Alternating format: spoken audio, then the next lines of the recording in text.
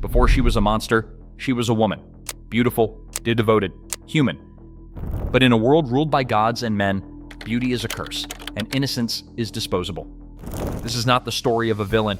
This is the story of Medusa, the monster they made. Greek mythology has always been painted in shades of glory, wrath, and vengeance. Heroes battle monsters. Gods reign with thunder and flame. And among these tales, one figure stands out, feared, misunderstood, and reduced to a head full of snakes and a deadly stare. Medusa is one of the most iconic figures in mythology, but what most people know about her is barely the beginning. The real tragedy lies not in her power, but in how she got it. Today, we're peeling back the myth, digging into the injustice, and telling Medusa's story the way it was meant to be told. Not as a warning of female rage, but as a reflection of what happens when divinity meets cruelty, and no one comes to help. Medusa before the monster. Long before she became a creature of nightmares, Medusa was a mortal woman, a rare status in the mythological world where most famous figures are demigods or monsters. She wasn't born with fangs or serpents in her hair. She was born beautiful, and not just any kind of beautiful. Her looks were said to rival the gods themselves. Flowing hair, radiant skin, eyes like fire and sea foam. She was a priestess in the temple of Athena, sworn to chastity, service, and devotion to the goddess of wisdom and war. And it was her devotion that would eventually destroy her. In Greek culture, temples were sacred. To break their sanctity was the highest offense, punishable by death or worse. And yet, it wasn't Medusa who violated the temple. It was Poseidon, god of the sea. Enraged by her beauty or simply drunk on his own power, Poseidon raped Medusa inside Athena's temple. It was not a seduction, it was not a tryst, it was a violation, a brutal one. And when Athena discovered what had happened, her rage fell not on the aggressor, but on the victim. This is where mythology turns from tale to tragedy. Athena, humiliated by the desecration of her temple, punished Medusa. Not Poseidon, not the god who committed the crime, but the woman who suffered it. The curse. Athena's punishment was merciless. She transformed Medusa's face so that any man who looked upon her would turn to stone.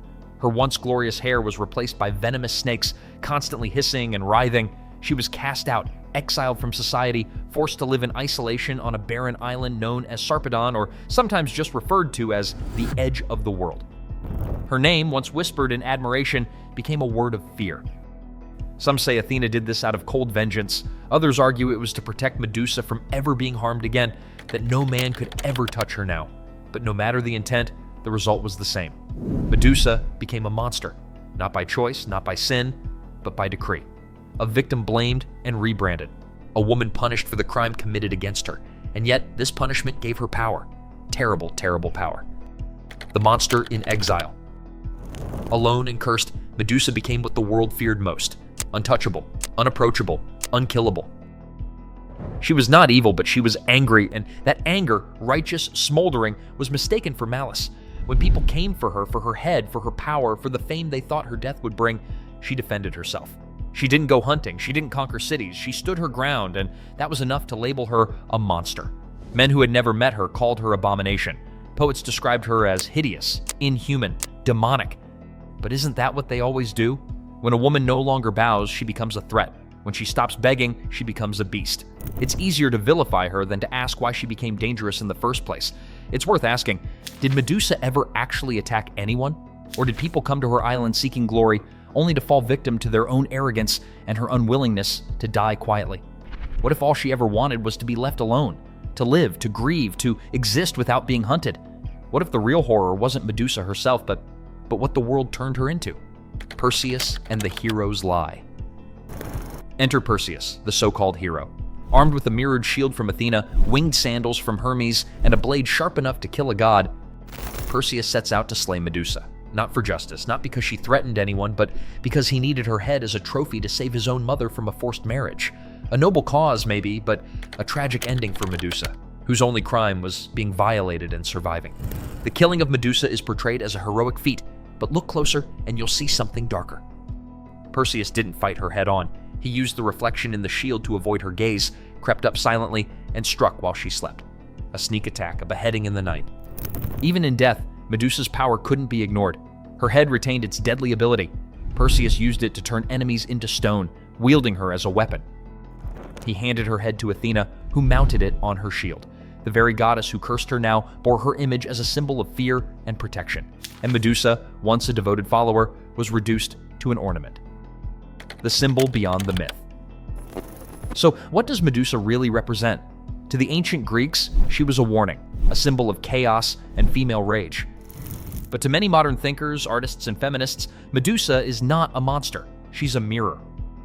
She reflects the way society turns victims into villains. She embodies the rage of women who have been hurt, blamed, exiled, and silenced. Her image, co-opted by both fearmongers and feminists, reminds us of how dangerous it is to tell only one side of a story. Look at her now. You'll see her on fashion logos, sculptures, and protest signs. Her head, once feared, is now a symbol of power reclaimed. What was meant to shame has become a shield. What was meant to isolate now unites. Medusa has become a metaphor for anger that is justified, for strength born out of suffering, for voices that were silenced, but now speak with stone-breaking force. So, let's ask the real question. Who was the real monster? Was it the woman cursed for a crime she didn't commit? Or the gods who used and discarded her when it was convenient? Was it the warrior who crept in the shadows and cut off her head while she slept? Or the society that called it a triumph? Is a monster defined by her actions or by the way others choose to remember her? Greek mythology is full of flawed gods, capricious and cruel, full of heroes with blood-stained hands and golden reputations, and full of so-called monsters, creatures who were never asked what they wanted, never given a choice, never granted mercy. Medusa's story isn't just a tale of transformation, it's a warning about unchecked power, about misplaced blame, about how history always favors the sword and forgets the silence. Her face may be terrifying, but it was carved by betrayal. Her power may be deadly, but it was born of pain. She was made into a monster, but perhaps all she ever wanted was peace. Not worship, not revenge, just a quiet life that was taken from her, one violent injustice at a time. And maybe the greatest horror of all is that her story still echoes in the way we treat the voiceless today.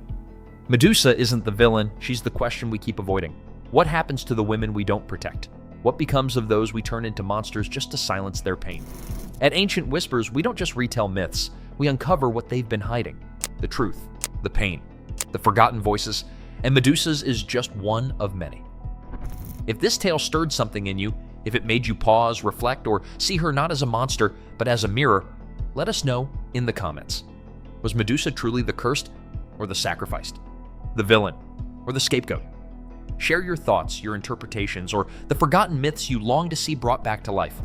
This is more than storytelling, it's remembrance, and every comment becomes part of the echo. Like this video, subscribe to Ancient Whispers and step deeper into the shadows of Greek mythology. Here, we don't just retell myths, we resurrect them. We breathe fire back into ancient gods, give voice to the silenced, and unveil the beauty in the terrifying. Each tale is stitched with heartbreak, betrayal, vengeance, and longing, and through cinematic storytelling, we bring their truths into the light. New stories await, dark, divine, and devastatingly human. Tales that make you question who the real monsters are. Stories that peel back the polished armor of heroes and expose the fragile, flawed souls beneath. Myths that were never meant but for reckoning. Because every myth has a secret. Every legend has a truth buried beneath the marble. And here at Ancient Whispers, we are the ones who listen. One whispered tale at a time.